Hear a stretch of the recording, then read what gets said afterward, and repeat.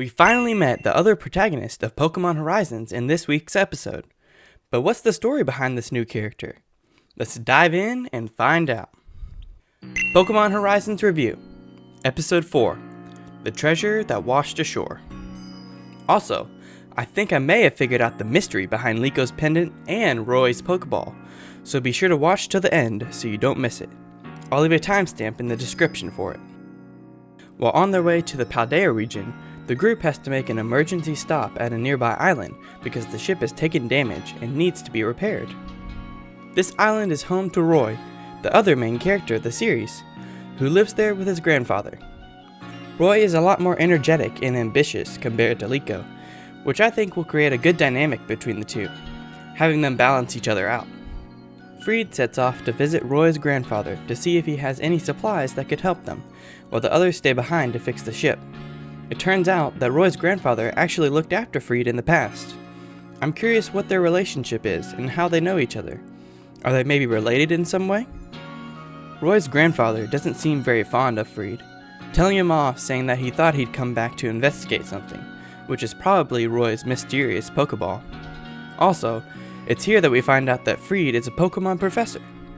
I'm really liking the little details like this one that we've been getting. It makes me super interested in the mystery of the series. Meanwhile, Fuecoco accidentally falls off the airship and gets lost, so Liko and Sprigatito went out to look for it. Eventually, Roy comes across Fuecoco, and they become quick friends. Fuecoco even sings its song for Roy.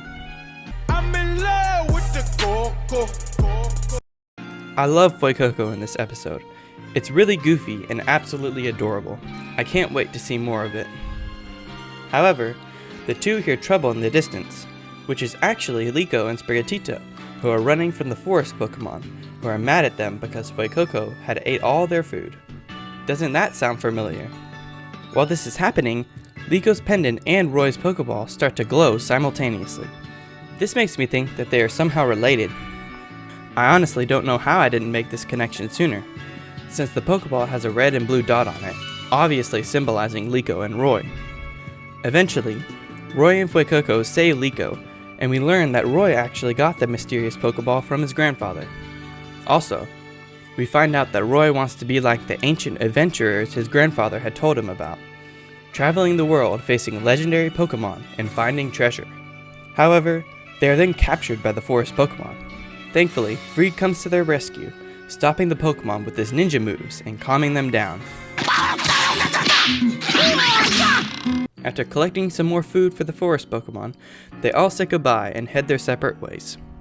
After all the new information that we learned in this episode, I think I might have managed to piece together the mystery that the show keeps alluding to, or at least part of it.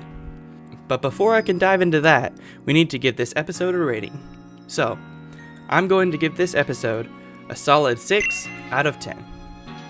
While not super exciting, we are still introduced to a new character, and learn a lot more about the series' mystery. Now on to my theory. Thanks to all the info we learned from this episode, I think I may have figured out part of the mystery behind Pokémon Horizons. My theory is that Liko and Roy's grandparents not only know each other, but that they are actually the ancient adventurers that Roy had mentioned. This would make a lot of sense, especially when it comes to the origins of the pendant and the Ancient Pokeball. The two items are clearly related in some way. Their grandparents could have traveled the world investigating these items and trying to uncover their secrets. Of course, they were unsuccessful and went their separate ways, one taking the Pokeball and the other taking the pendant, eventually passing them down to Liko and Roy.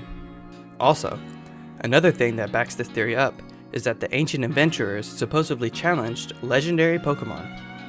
And as we know from the series trailer, Liko's pendant can somehow spawn a shiny Rayquaza, and likely many more legendary Pokemon, further supporting the idea that their grandparents had to be the ancient adventurers. But why did they stop their adventure? Well, as we also found out in the episode, the explorers have a secret leader who is interested in the pendant and its mysteries.